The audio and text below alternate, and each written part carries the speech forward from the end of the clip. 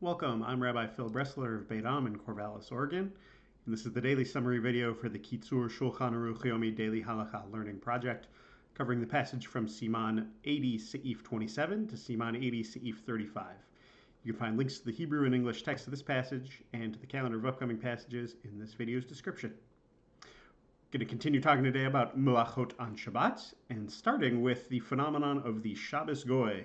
So this is the phenomenon of having a non-Jew do something for you on Shabbat that would otherwise be prohibited to you. Now this is technically prohibited. It's technically not allowed. It's just way too obvious of a workaround to the laws of Shabbat, and very much not in the spirit of things. However, there are extenuating circumstances that sometimes make it necessary. Now, the Kitzur's example is if it's bitter cold and your stove isn't lit to heat the house, you can have a non-Jew come over and do it for you. The original Shulchan Aruch by Yosef Karo says that the people of the house are like to sick people in this case, so you can pursue special means to take care of them. Not a situation that would be life-threatening, however. If there's ever a situation of pikuach nefesh, there's no need to involve a non-Jew at all. You can just go ahead and do the labor yourself.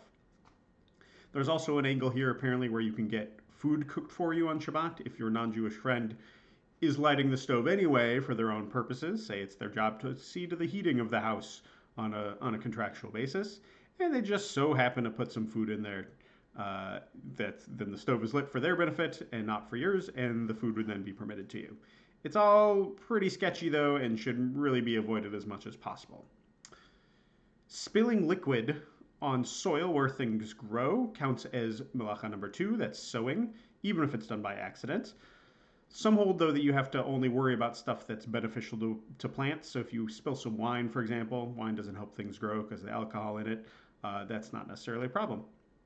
We have a lot of cases of wringing out water from something that's wet coming up. The first one is don't wipe down a table with a wet sponge because A, it's inevitable you'll squeeze it, and do melacha number 7, which is sorting, separating desirable and undesirable. And B, it's muktzah anyway. That's stuff you're not supposed to touch because it's not restful to do so.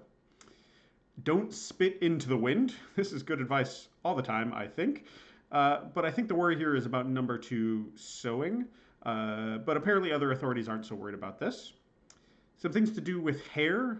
These are addressed to women, but I think anyone whose hair is long enough shouldn't braid it or undo that braid on Shabbat. I would think this is concerned for melacha number 21, tying a knot, although the footnotes here say that the concern is about number 34, building.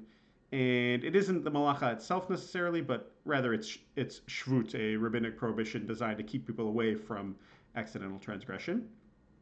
Also, be careful if you're using a brush with stiff bristles that's likely or certain to pull out strands of your hair. That would be a violation of melacha number 12, shearing. If your clothes get dirty on Shabbat, wiping them off with a rag or something similar like that is okay, but don't wash your clothes in water. That would be number 13, scouring. This brings up worry about drying your wet hands with a towel. I guess maybe that counts as washing the towel. So it's good to shake or rub your hands dry as much as possible first, then use the towel, but actually this is permitted regardless. That's not how towels get washed. Don't cover a container of liquid with a cloth. That's not a designated cover for it. The concern is that you would want to wring that thing out. That's not something you'd necessarily do, though, with a towel that's dedicated to that purpose. Cleaning up liquid spills. Don't clean up your spills with a garment that you value, because, of course, you would want to wring it out. And especially if whatever you're using to wipe up is dirty, you're coming very close at that point to washing in that case. The implied instructions here, they're not explicit, but I think what you're supposed to do is use something that's clean and dedicated to the purpose of cleaning up spills, like a towel or a rag.